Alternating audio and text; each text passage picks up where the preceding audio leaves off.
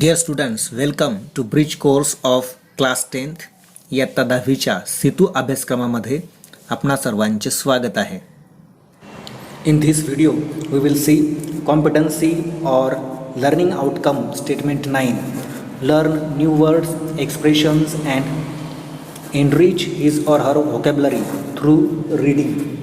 Activity number 1. आजच्या व्हिडिओमध्ये आपण कार्यक्षमता किंवा अध्ययन निष्पत्ती विधान 9 नवीन शब्द, शब्दप्रयोग किंवा अभिव्यक्ती शिकणे आणि वाचनामधून शब्दसंग्रह समृद्ध करणे या संदर्भातील ॲक्टिव्हिटी नंबर 1 पाहणार आहोत. Let's see the instructions for students in the beginning. विद्यार्थ्यांसाठी दिलेल्या सूचना आपण सुरुवातीला पाहू. इन्स्ट्रक्शन 1 पहिली सूचना आहे, read the passage carefully and find out new words. दिलेला उतारा काळजीपूर्वक वाचा आणि नवीन शब्द शोधा. इन्स्ट्रक्शन 2 दुसरी सूचना आहे, listen the passage attentively to find out unknown words. दिलेला उतारा अगदी लक्षपूर्वक ऐका आणि तुम्हाला माहीत नसणारे असे अपरिचित शब्द शोधा. इन्स्ट्रक्शन 3 तिसरी सूचना आहे, guess the meaning of new words and try to tell the class. नवीन शब्दाच्या अर्थाचा अंदाज करा आणि आपल्या वर्गमित्रांना सांगण्याचा प्रयत्न करा. इन्स्ट्रक्शन 4 आहे, take down all important points in your notebook. महत्त्वाचे सर्व मुद्दे आपल्या वहीमध्ये लिहून घ्या. इन्स्ट्रक्शन 5 आहे, complete all activities as per given instructions. दिलेल्या सूचनेनुसार खाली दिलेल्या ॲक्टिव्हिटीज पूर्ण करा. ही 5वी सूचना आहे. अँड द लास्ट इन्स्ट्रक्शन शेवटची सूचना आहे, keep any good English dictionary with you. आपणासोबत एक चांगली इंग्लिश डिक्शनरी म्हणजे इंग्रजी शब्दकोश ठेवा. Now we will see learning activity. आता आपण लर्निंग ॲक्टिव्हिटी पाहू. Here you are expected to read the passage carefully and find some new words. खाली दिलेला पॅसेज काळजीपूर्वक ऐकून तुम्ही नवीन शब्द शोधावेत अशी अपेक्षा आहे. You are also expected to follow all instructions and try to complete the activity task. दिलेल्या सूचनेनुसार आपणास दिलेल्या ॲक्टिव्हिटीज आपण पूर्ण करणे अपेक्षित आहे. Now let's read the passage. आता आपण पॅसेज वाचूया. At least one earthquake happens somewhere in the world every day. On some days there are many more. A few causes great damage and loss of life. Some are felt only as slight shudders of the ground. Many more are so small that they cannot be felt at all. आता या उतार्यामध्ये earthquake म्हणजे भूकंपाविषयी माहिती देण्यात आली आहे. जगामध्ये दररोज एक भूकंप होत असतो. एखादा दिवस असा येतो की ज्या दिवशी एकापेक्षा अधिक भूकंप होतात. काही भूकंपामुळे प्रचंड मोठं नुकसान होतं. It causes great damage and loss of life आणि मोठी जीवितहानी देखील होते. We feel the slight shudders of the ground for some earthquakes. काही भूकंपासाठी आपल्याला अगदी धरणीची कंपनं अगदी थोड्या प्रमाणात जाणवतात. शडर्स म्हणजे या ठिकाणी कंपने, व्हायब्रेशन्स. तर काही भूकंपाची तीव्रता आपणास अजिबात जाणवत नाही. We know about them only because they are shown on a seismograph, a delicate instrument which records movements of the ground. It has a small needle which scratches a white line on a stripe of black paper which is going round on a drum. मग आपला भूकंप झाला हे कशामुळे जाणवतं तर ते आपल्याला सिस्मोग्राफ म्हणजेच भूकंप लेखन यंत्र या यंत्रामुळे जाणवतं. हे एक अतिशय नाजूक उपकरण आहे की जे धरणीमध्ये होणारी कंपनं त्या कंपनाचं मापन करण्याचं काम करतं. जसं होकायंत्रामध्ये एक निडल असते आणि ती आपल्याला दिशा दाखवते, तसं यामध्ये देखील या यंत्रामध्ये एक निडल असते, एक सुई असते जी एका काळ्या पार्श्वभूमीवरती एक पांढरी रेषा आपल्याला दाखवते.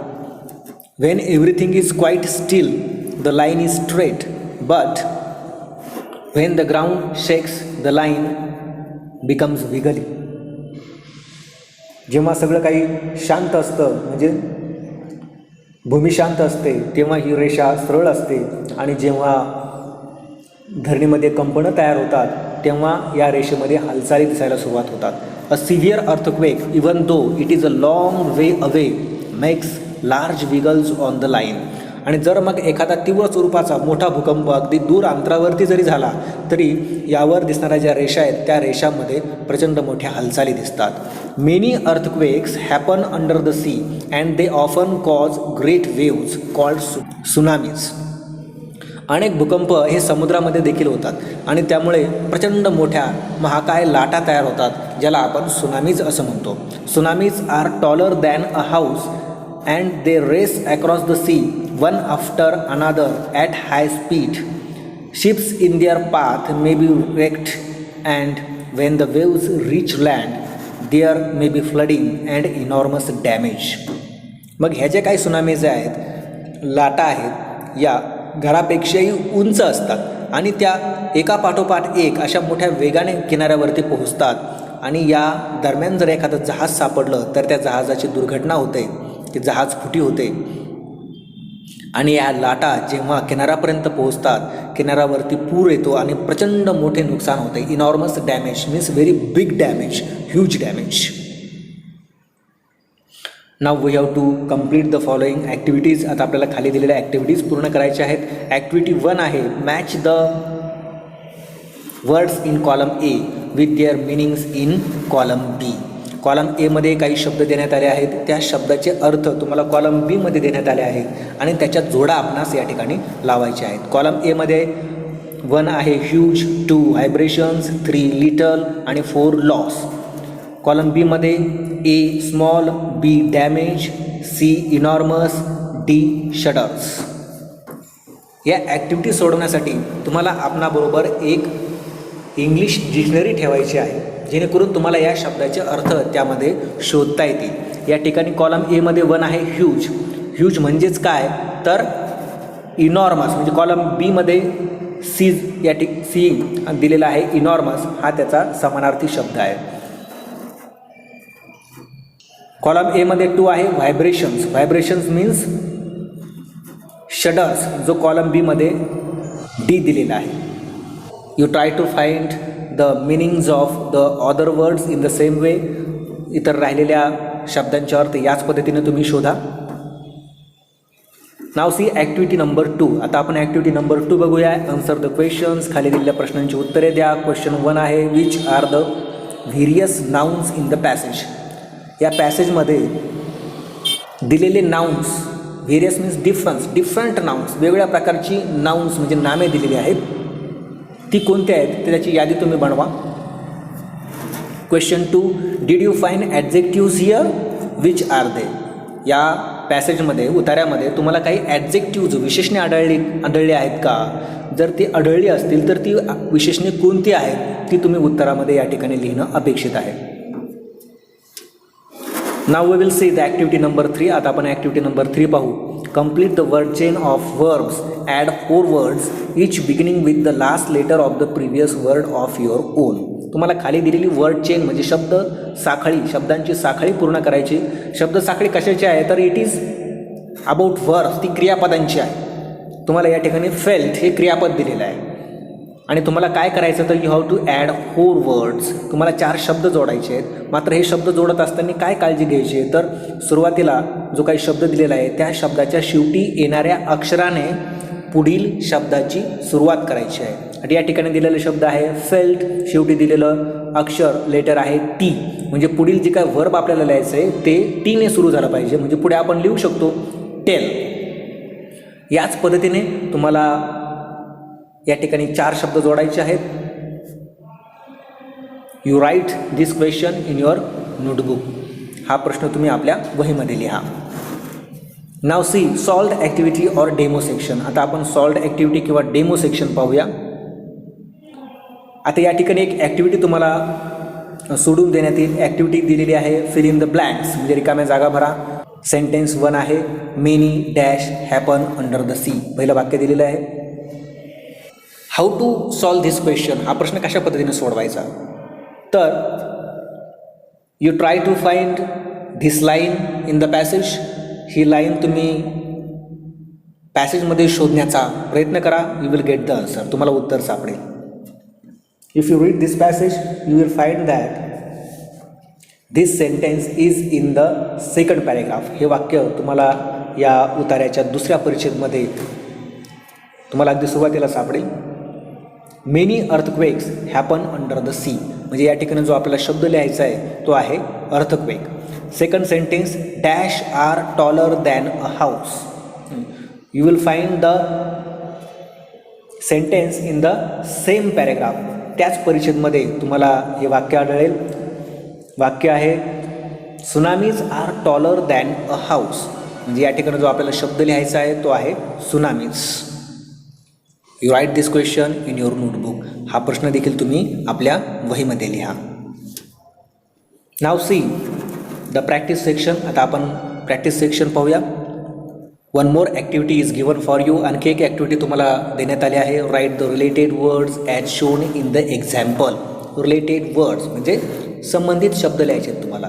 तुम्हाला या ठिकाणी मध्यभागी शब्द दिलेला आहे हाय आणि त्याशी संबंधित शब्द दिलेला आहे स्पीड. मग आपल्याला या ठिकाणी हे लक्षात घ्यावं लागेल की हाय हा शब्द कोणत्या प्रकारचा आहे. Which part of speech is it. आपल्या असं लक्षात येईल की हाय हा शब्द ॲडजेक्टिव्ह आहे, विशेषण आहे आणि त्याच्याशी संबंधित नाऊन म्हणजे नाम या ठिकाणी दिलेलं आहे हाय स्पीड. मग आपल्याला हाय या विशेषणाशी संबंधित आणखी 4 नाउन्स म्हणजे नामे या ठिकाणी लिहायची आहे. We can write like high mountains, high building. या पद्धतीने तुम्ही आणखी 4 शब्द ॲड करू शकता. Write this activity in your notebook. हा प्रश्न देखील तुम्ही आपल्या वहीमध्ये लिहा.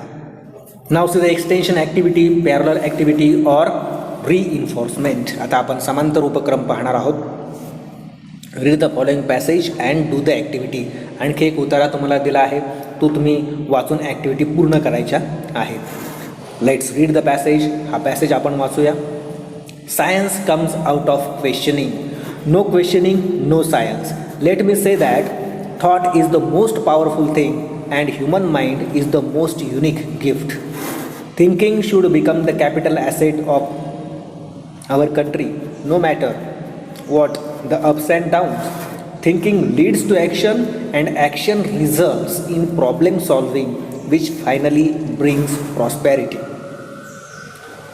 आता या परिच्छेदमध्ये विज्ञान हे प्रश्नांमधून निर्माण होते अशी माहिती देण्यात आली आहे. जर प्रश्नच निर्माण झाले नाही तर विज्ञान निर्माण होणार नाही, वैज्ञानिक दृष्टिकोन निर्माण होणार नाही. सर्वात मोठं सामर्थ्य जर काय असेल तर तो आहे विचार. आणि विचार हा मानवी मनामध्ये निर्माण होतो. म्हणजेच मानवी मन ही एक फार मोठी देणगी आहे. आणि कोणत्याही देशाची मुख्य संपत्ती, कॅपिटल ॲसेट, मेन प्रॉपर्टी जर कोणती असेल तर ती आहे वैचारिक शक्ती, विचार. कारण विचारच आपल्याला कार्यप्रवृत्त करतात, कृती करण्यास प्रवृत्त करतात आणि त्यामधून अनेक समस्यांचं निराकरण होतं आणि समृद्धी येते. Let's read the second paragraph. दुसरा परिच्छेद आपण वाचू. I met a girl in Assam who addressed me. You are in Brahmaputra valley now where there are floods every year. Why don't you carry the flood water from here to Tamil Nadu. It is a very unadulterated thinking that can provide solutions like the network of rivers. There are 300 million young minds in India like that girl from Assam. If these 300 million young minds are ignited and work hard, it will do wonders for the country. An ignited mind is the most powerful resource in any country. It can work wonders in shaping the future of the country. Question everything so that mind remains active. आता दुसऱ्या परिच्छेदमध्ये या ठिकाणी लेखक एक उदाहरण देतो की तो एका आसाममधील एका मुलीला भेटला. जी मुलगी त्याला उद्देशून असं म्हटली की तुम्ही ब्रह्मपुत्रा व्हॅलीमध्ये आहात, ज्या ठिकाणी दरवर्षी प्रचंड मोठा पूर येतो. मग तुम्ही हे पुराचे पाणी तामिळनाडूमध्ये का नेत नाही. हा विचार अतिशय शुद्ध स्वरूपाचा विचार होता की जो नदीजोड प्रकल्पासारखं एक मोठा उपाय सुचवत होता. लेखक म्हणतो की असे अगदी 300 दशलक्ष तरुण आपल्या भारतामध्ये आहेत आणि या 300 दशलक्ष तरुणांची मनं जर आपण प्रज्वलित केली आणि त्यांनी खऱ्या अर्थाने काम केलं तर देशासाठी मोठे आश्चर्य निर्माण होतील. कोणत्याही देशासाठी अशी प्रज्वलित झालेली मनं म्हणजे काय आहेत तर पॉवरफुल रिसोर्स आहेत, म्हणजे एक ओरिजिन सोर्स आहे, एक सामर्थ्यशाली असा मूळ स्रोत आहे ज्यामुळे कोणत्याही देशाच्या भविष्याला आकार निर्माण होऊ शकतो. म्हणून प्रश्न विचारा म्हणजे आपली मनं सक्रिय राहतील. Now will see the activity given below. आता आपण खाली दिलेल्या ॲक्टिव्हिटी बघूया. Match the pairs of synonyms in column A with their meanings in column B.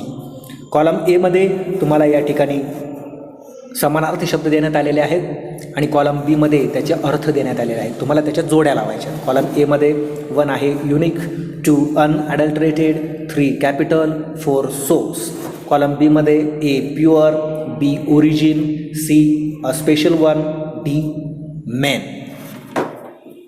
Take the help of any good dictionary. कोणत्याही एखाद्या चांगल्या डिक्शनरीचा आधार घ्या and solve this activity and write in your notebook. आणि ही activity आपल्या वहीमध्ये सोडवा. About evaluation we can say that it will depend on how fluently you read the new words as well as the vocabulary. How confident you are in finding out unfamiliar words and vocabulary from the dictionary, and how you use the word power. आपलं जे मूल्यमापन असणार आहे ते तुम्ही किती अस्खलितपणे नवीन शब्दांचं वाचन करता, किती आत्मविश्वासाने नवीन शब्द इंग्रजी शब्दकोशामधून शोधता, त्याचे अर्थ शोधता आणि कशा पद्धतीने तुम्ही आपलं शाब्दिक सामर्थ्य वाढवता यावरती तुमचं मूल्यमापन अवलंबून असणार आहे. After doing this activity we will learn the 4 things. ही ॲक्टिव्हिटी पूर्ण केल्यानंतर तुम्ही 4 गोष्टी शिकणार आहात. You will learn how to deal with new words and meanings. कशा पद्धतीने नवीन शब्द आणि त्यांचे अर्थ शोधावेत हे तुम्ही शिकणार आहात. You will also learn how to use dictionary while reading any topic. कोणताही टॉपिक पॅसेज वाचत असताना आपण डिक्शनरीचा वापर कसा करावा हे देखील तुम्ही शिकणार आहात. You will learn about the word chain activity. शब्दसाखळी कशा पद्धतीने पूर्ण करावी हे आपण या ठिकाणी शिकणार आहात. And you will also learn how to improve word power. कशा पद्धतीने आपलं शब्द सामर्थ्य, शब्द संपत्ती वाढवावी हे देखील तुम्ही शिकणार आहात. Thank you for watching this video.